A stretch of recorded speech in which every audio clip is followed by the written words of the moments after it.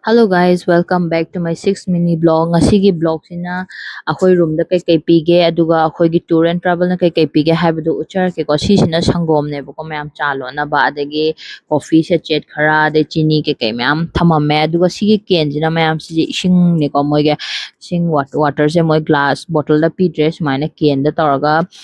pibirame akhoi gi se aduga sisina larik ama lerame do kaino khangre magazine gumba am thambirame aduga sisina mayam akhoi tour and travel do ko akhoi kesari tour and travels ana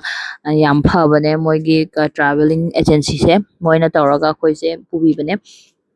ado sigi agency sing sina moi akhoi gi damakte snacks khara haidi thambirame ko ado kai kai no habdo mayam yeng na se aiju hangdor ki ko mayam ꯎꯝ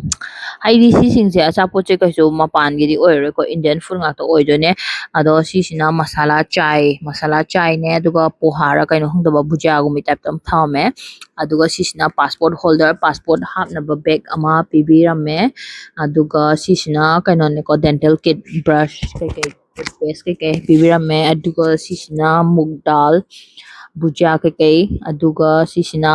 ꯑꯩ ꯁꯤꯁꯦ ꯀꯩꯅꯣ ꯈꯪꯗꯦ ꯑꯗꯨꯒ ꯁꯤꯁꯤꯃ ꯄꯤꯕꯤꯔꯝꯃꯦ ꯑꯗꯒꯤ ꯁꯤꯁꯤꯅ international adapter ꯑꯃ ꯄꯤꯕꯤꯌꯦꯕꯀꯣ ꯍꯥꯏꯗꯤ ꯑꯩꯈꯣꯏꯒꯤ ꯆꯥꯔꯖꯔꯁꯦ ꯆꯥꯟꯅꯗꯦꯕꯀꯣ ꯑꯗꯨꯅ ꯃꯣꯏꯅ ꯑꯗꯨꯝ ꯄ꯭ꯔꯣꯚꯥꯏꯠ ꯇꯧꯕꯤꯔꯦ ꯑꯗꯨꯒ ꯁꯤꯁꯤꯅ ꯂꯗꯨ ꯑꯣꯏꯔ ꯃꯥꯜꯂꯦ ꯂꯗꯨ ꯄꯤꯔꯦ ꯀꯩꯁꯨꯗꯤ ꯆꯥꯔꯔꯣꯏ ꯁꯤ ꯑꯆꯥꯄꯣꯠꯁꯤꯡꯁꯦꯀꯣ ꯆꯥꯅꯤꯡꯕ ꯀꯌꯥ ꯑꯣꯏꯗꯦ ꯑꯗꯣ ꯑꯗꯨꯝ ꯃꯤꯅ ꯄꯤꯔꯛꯑꯕꯅꯤꯅ ꯂꯧꯁꯜꯂꯦ ꯂꯗꯨꯒꯁꯦ ꯃꯈꯟ ꯃꯈꯟ ꯌꯥꯎꯋꯦ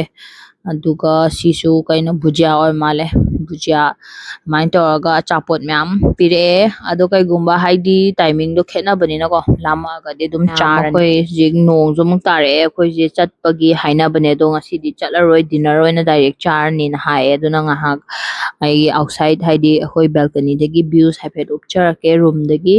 ꯅꯣꯡ ꯀꯟꯅ ꯆꯨꯈꯠꯂꯛꯏꯌꯦ ꯑꯩꯈꯣꯏꯁꯦ ꯍꯥꯏꯗꯤ ꯀꯩꯅꯣꯝꯃ ꯆꯠꯀꯦꯅ ꯃꯣꯏ ꯀꯩꯅꯣꯝꯃ ꯀꯥꯏꯅꯣꯝꯗ ꯄꯨꯕꯤꯅꯤꯅ ꯍꯥꯏꯔꯝꯕꯅꯦ ꯑꯗꯣ ꯅꯣꯡ ꯆꯨꯕꯒ ꯃꯤꯁꯤꯡꯁꯦ ꯋꯥꯅꯕꯒ ꯉꯁꯥꯏꯗꯒꯤꯀꯣ ꯑꯗꯨꯅ ꯆꯠꯂꯔꯣꯏꯅ ꯍꯥꯏꯌꯦ ꯃꯊꯪꯗ ꯑꯃꯨꯛ